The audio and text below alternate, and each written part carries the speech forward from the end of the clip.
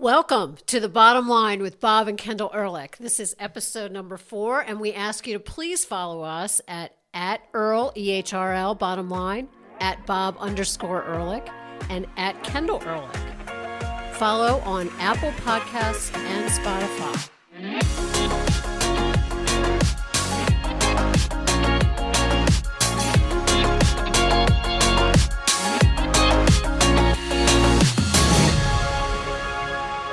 Welcome to our episode number 4. Welcome me. Sure I do. I live here. With you. In our studio. In our studio. Well, your old office, yes. Welcome to official episode number 4, right? That's right. Yep. There's a lot going on. There's a lot going on. So we are attempting to talk about the most important issues of the day every week. That's right. And so I came up with 4 this week. I ran them by a few hours ago. You agreed. Correct? Right. Yeah. And the first is reopening momentum. Now, you yelled at me privately a couple weeks ago off air about being too negative with regard to the state of the country and the Biden administration and woke culture and all. No, I just said we need solutions. Well, also, we 'cause also people, need. You know, our folks get it. It's bad. Well, it's getting worse. Yeah, well.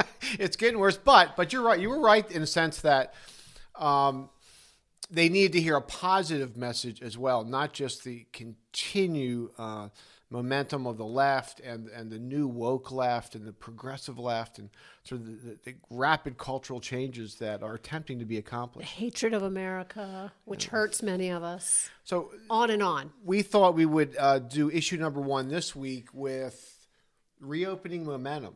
Yay. Reopening in the wide sense of the phrase, a wide sense of schools and businesses and mindsets and really states. The country. Yeah. And one by one. Hopefully it'll happen sooner than later. We have red states, obviously. Red states leading the way. Yes. And now Texas this week, big time this week, and obviously Florida and I believe Mississippi now and obviously South Dakota. So you have red states leading the way, and not just red states, though, because if you're really looking at momentum, you're looking at high school athletes in California bringing suit. Right. Small people fighting back. People fighting back. Look at New York. Look at the small businesses, the restaurants in New York fighting back, in New Jersey. And Cuomo's had a week. Well, we're going to talk about Cuomo in this sense. You and I have discussed Newsom this. may be recalled. Well, let's get with regard to Cuomo. You and I both agree that the far more serious allegations are concerning the nursing homes and COVID. And deaths. And deaths, yes, right. Resulting deaths. Gavin Newsom, 1.5 million signatures in California. Can you imagine? And these are not lawsuits to get kids back in school. Well, these are not Republican campaigns. This is a bipartisan campaign right. in many of these blue states. If it was left to Republicans, there wouldn't be any momentum, right? So we're talking about blue states and red states and blue governors and red governors and a country that's had it for the most part. They've had it. You can feel it in the air. I think it's partly spring. I think that's a good point. No, it's true. I think it's partly spring and the time change is coming. People are looking forward to that, and they've just had it. Last weekend, last Saturday, we turned our TV on, and there was a college football game, a live college football game. So our son will be playing. Both of our sons, one high school, one college, will be playing. More colleges are playing football this spring. It's all a sign of a return, the beginning of a return, I should say, to normalcy.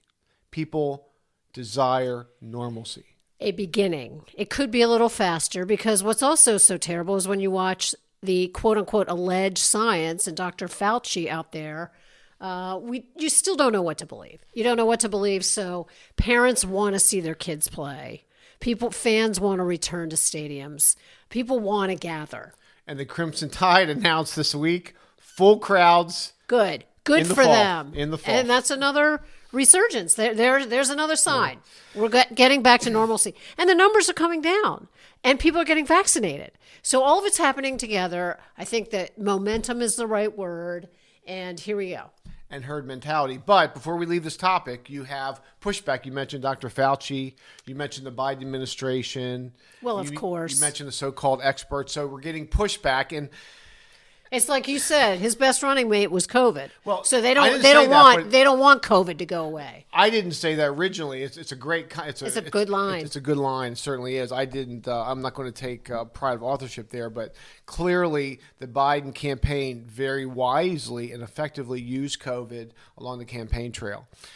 The other thing here is you can see, and we have herd immunity coming about, so a lot of good momentum on that front, but you can see some folks, these authoritarian types, particularly executives and experts, vested in continued shutdowns. They're vested in it. Right. They really want. And the president they desire. said yesterday it's Neanderthal thinking to be able to open up. Interesting term from him, but at any rate. So that's one, reopening momentum. It's real. It's tangible. You can see it. You can feel it. And it's all good. And hopefully, again, Americans have a right to expect a return to at least a sense of normalcy. We are not downplaying the pandemic. Obviously, 500,000 lives lost. No one's downplaying it. But we're also in the real world. We also know the science dictates, for example, kids should have been back in school months ago. Right. Kids were not the population that was being affected. So in that sense, the science wasn't properly followed. And I think people are a little resentful of that. I think it could have been much more strategic. Areas could have been, you and I were in D.C. this week. Yep. I mean, it is depressing. Sad. That vibrant, beautiful capital city is shut down, locked down, businesses to never come back. We have seen in our lifetime, in the last 25 years, D.C. come back. Right. It's really come back. Has. Yeah. It's been a resurgence. And there was a time where it was very violent and you really couldn't go through certain areas. Yeah. And it is really become a beautiful capital city. But right now, if you go there, it's incredibly depressing. And there's no reason it should be locked down the way it is. None. Issue 2, CPAC revisited. We don't want to get into extended discussion about the events of CPAC. Obviously, the president gave a speech, well received on the right, heavily criticized on the left. No surprise. No, but he was the newsmaker that week. Yeah. Because the president isn't having any press conferences. We haven't had a State of the Union address. Biden. Yes, the current president. And so President Trump is the news. The news. Still. He's always the news. He's always the news. Well, there's something about that. I mean, with him gone, it's a little sad. It's not nearly as entertaining. But let me talk to you about something we've discussed off air, but I'm asked about it by reporters these days. And I'm developing a speech about it, which is, of course, the press loves any division on the right. They love any division among Republicans, which is this alleged internal fight between the quote-unquote establishment and the quote-unquote Trump folks. Now, what I did the other night in preparation for our little chat here was, while I'm working on the speech, I'm thinking about, well, the reality of this is the press went after, now with President Trump it was worse, but the press really went after President Reagan. They really went after Mitt Romney. They went after Senator McCain. They went Bob Dole. If you're a Republican presidential candidate, you are going to get hit hard. You're going to be called a racist. You're going to be called everything. That's one observation I have for you. But the other observation is we cannot allow the media, the people who want us to be unsuccessful, to define this internal discussion. And I'm calling it a discussion because if it was a fight, we wouldn't agree on most issues. I just, off the top of my head, tax cuts, regulatory reform, school choice, free speech, a military buildup, American exceptionalism, pro-life generally, originalist judges, pro-Second Amendment, pro-Israel, pro-voter ID. These are all issues all Republicans agree on, right? Just about. Yes. With the exception maybe of abortion in some respects. Now, concerning the Trump era and the new progressivism, the new populism, I meant to say, we have immigration, trade, clearly the two issues where the Trump crowd, the President Trump administration parted ways with more traditional Republican orthodoxy. But that's not a war. That's not an internal war between sides. When you agree 85%, it's the old Reagan line, when you agree 85% of the time, right? So that's You're never going to agree 100% of the time. Correct. So we need to remember this as we go forward to the 2022 midterms, as already 2024 presidential candidates begin to emerge. Before we leave CPAC, I want to talk about Pompeo, one of my favorite members of the last administration. He was great. And he gave a great speech. And an interview last night where he certainly left the door open for a potential run. Kristi Noem, very successful popular governor, very popular, love her, very impressive. We really like her. I mean, there are a lot of. We don't want she to never closed a state. Yeah, that's right. To the state's benefit. So we don't want to get into. Excuse me. We don't want to get into a prolonged discussion of presidential candidates at this time. It's way too premature, but CPAC was generally successful. It was a successful speech for the president, but I just don't want our folks to get bogged down with this heavy baggage of there's this internal struggle with the GOP. It's the Trump folks against the establishment folks and all that, because the fact of it is almost all Republicans last cycle voted for President Trump. Right. And I think those Republicans are still very strong, and many of them aren't paying attention because it's an inside baseball, inside Washington discussion issue, and that's what inside Washington wants to generate. So many people, thankfully, are throughout America are not paying attention to that. The other 74 million that voted for the president. Plus. I love the way you put that. Thank you. Yeah, you're welcome. Thank you. So yay for me. So I'm going to give, and I'll show you obviously the outlines of my speech as I always do, but I'm going to begin to give the speech pointing out that there is so much history here with regard to the press and the media and their investment in Republicans fighting each other, and their investment in Republicans not coming together when they have to. You saw what happened in Georgia, and you saw the repercussions, the consequences from not coming together in Georgia in January. We can't afford that as a party. I would argue, and you would argue, we would argue, we can't afford that as a country either. Hopefully by 2022, we are coalesced with challenging these election laws. I know we're getting into HB1, but challenging the election laws and also getting candidates that are going to support each other and support the party and really know how to fight. Know how to fight. Know how to fight. Which, again... Know how to fight like they know how to fight. They know how to fight. They stay cohesive. It goes... And they get in it. Now, we are not a means to an end party like they are. But at any rate, we need to recognize how to fight. And that is really a central talking point when it comes to the president's appeal. Because he changed the rules of engagement with regard to how Republicans fight. President Bush, we love the Bushes. For the better, as far as I'm concerned. We love the Bushes. We right. love 41. We love 43. We supported them. We're happy to support them. We spent a weekend. Big fans of the Bushes. Spent a weekend at 43 big at Camp fans. David. Obviously, it's in Maryland. 41 is one of your favorite people of all time. Right. Class, dignity. But they're a little bit old school when it came, and Mitt Romney the same way. Bit old school when it came to the political game, the political debate, the political Well, they want to fight. get along. Everybody's got to get along. And, the President Trump, who could he trust? And look, who could he trust? His own FBI was spying on him. Yeah. So he came to town, couldn't trust, was hit with everything, all the time, 24/7. And so he did have to fight in a different way, in a different battle. And some people wasn't appealing to. But when you go down those list of issues, boy, did he accomplish what he said he was going to accomplish. Look at the border issue right now. The border is a mess. Yep.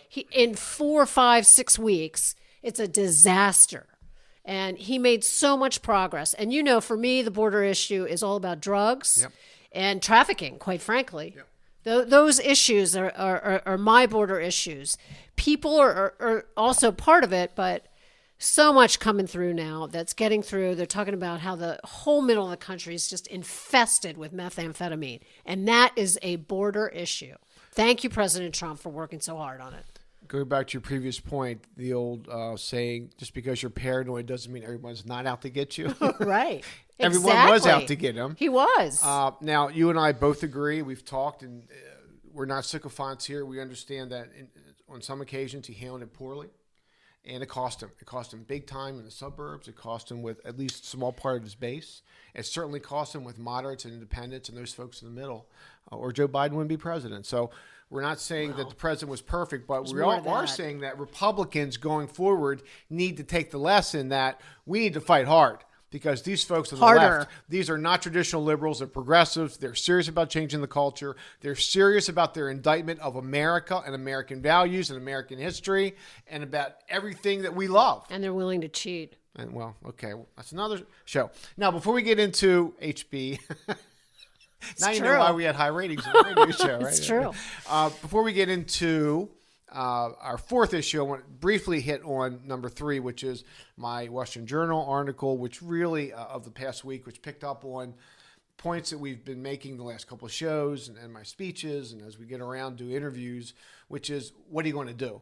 How are you going to fight back in a tangible way? We've talked a lot about check writing. We've talked about requiring your colleges to hire, how about one conservative professor, some diversity on their staff, ideological, philosophical diversity on the faculty. We're talking about supporting those groups out there. There are many that are going to bat for college kids who are being victimized by woke culture on campus.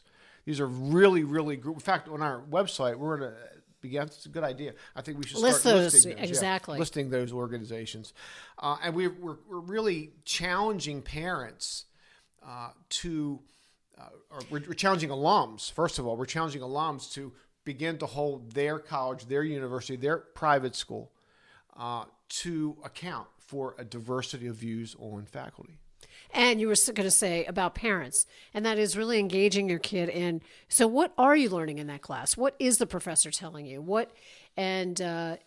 Sometimes kids have to play the game a little bit to get a proper grade, and that's just the way it is. But we know. Talking to your child about exactly what's being taught to you and having a real discussion about how there are ways to push back on that, and there are ways to present the other point of view so that it's an intellectual process. So you actually are developing kids that are thinking, doing critical thinking, which is what you want in the first place. So we talked about this driving around this week. We talked about Okay, about we do have a life, I swear. We do, honestly. But we talked about this generation, previous generation being very different from past generations. You're not sending a bunch of mush to college in the form of your son or daughter. Hopefully, you're sending a child that, at least in some respects, represents and incorporates the values you taught your kid. You're not allowed, it seems to be on college campuses these days, to reflect those values, but you're not going to lose your child either if you're able to do what parents do, which is incorporate the values that you have as parents into your kid. So to the extent you do that, you're not allowing a bunch of mush to go to college and come back some woke, progressive kid that you don't even recognize. I hold parents responsible too. There's a generation of parents out there that allows the child to drive the thinking in the home. We talked about that. And that opens up discussion. However, you really have to think about whether the experienced person in the household should be driving the values of where you're headed, or if it's the person who has just a mind that's impressionable and is taking thoughts from somebody else and putting them out there. You mean the people that created you, that have fed you, that raised you, that have given you your house, your background, your education, paid your bills? They deserve some stake in your development, your intellectual, your emotional, and your political development? Of course. Yes. So just recognize that you're the lead in your family. And certainly things should be open for discussion. I love discussion. I have a very liberal sister who had lots of discussion in our house growing up. And it was the impetus for a lot of discussion. So I think it's a great idea. But remember, you are the wise one that should be able to guide and show examples and assist in putting those values in your child. And I'll just put a bottom line to this one. So if you are the son or daughter of a small business person or any business person, and capitalism has given you the income to afford the tuition to allow your child to attend the school, and that tuition is paying money to buy a professor or an administrator who teaches your child how bad capitalism is. Explain to your child how ridiculous that is. Amen. Amen. I feel strongly on this. I love it. HB1, voting rights. Yikes. Now, this bill's not going to pass the Senate, I'm pretty sure, but it's getting a lot of attention. Thank you, Senator Manchin. The most powerful person in the world. The most powerful person in the world is a senator, a Democrat from West Virginia. In any event, so federalism's got to mean something in America. But this bill, for the first time, literally seeks to preempt local state voting laws. This bill, and I've just listed a few of its problems. It violates federalism, obviously. Uniform deadline for accepting. This would end up in the Supreme Court. This bill. It's not going to pass, but you're right. Uniform deadline for acceptance of late ballots. I believe 10 days. No photo ID, by the way. Bans photo ID. Well, in Maryland, if you bring your photo ID, they go apoplectic behind the. Only there, though. Only it's there. true. Only Right, there. exactly. You Not need when your you ID to get in the gym. You need your ID fishing to get license. Right, exactly. To get into a public But building. if you pull out your wallet at the when you go to vote, they go nuts. If you go visit your progressive senator on Capitol Hill to thank him or her about their non-support for photo ID, you would still have to show your photo ID to see to get in the building. Yeah, to get in the building. Anyway, it's crazy. And right now, you got to climb barbed wire. Universal same-day registration. There's a beauty. Felon voting limitations that some states have eliminated. It packs the FEC, by the way. Because we want to reward our felons.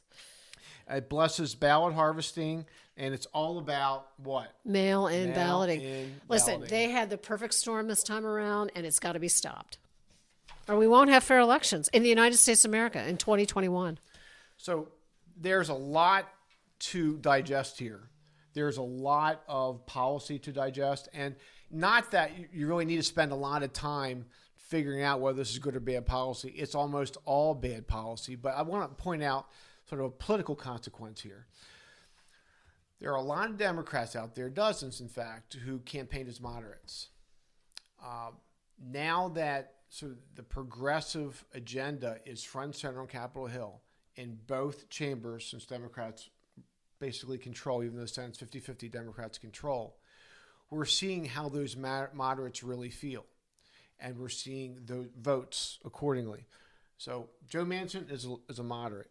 There's maybe a couple Democrats in the Senate as well. But in the House, you really have to look far and wide to find moderates. So, again, the old game of some folks, mostly Democrats, sometimes Republicans, but mostly Democrats, showing up at the local chamber dinner, showing up at the local 4th of July parade, talking about American values, American exceptionalism, American pride, federalism, blah, blah, blah, apple pie and baseball. They vote against it every time. And they go back to Washington and vote against it. And they expect you not to understand that dichotomy. They expect you just to accept it.